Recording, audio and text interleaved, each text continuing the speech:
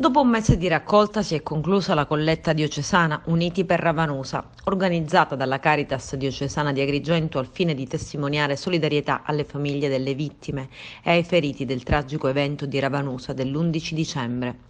Al momento sono stati 250 i donatori fra privati e parrocchie e sono stati raccolti 82.631 euro, di cui 74.216 euro sul conto della Caritas e 8.415 euro sul conto della Fondazione Mondo Altro. Il fondo sarà integrato da risorse proprie della Caritas. Il direttore della Caritas e presidente di Mondo Altro, Valerio Landri, commenta: chi ha scelto di aderire alla nostra colletta ha espresso un atto di fiducia nei nostri confronti, non li deluderemo. La nostra gratitudine nei loro confronti si tradurrà in scelte rapide e oculate, concordate con gli altri attori del territorio.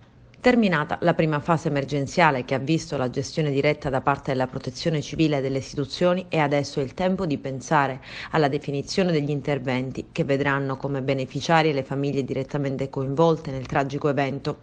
Questa fase vede un'interazione stretta fra Caritas diocesana di Agrigento, la comunità ecclesiale di Ravanusa e il comune di Ravanusa al fine di evitare sovrapposizioni e sprechi. 2 i tavoli di confronto già tenuti al Comune per definire le modalità di spesa.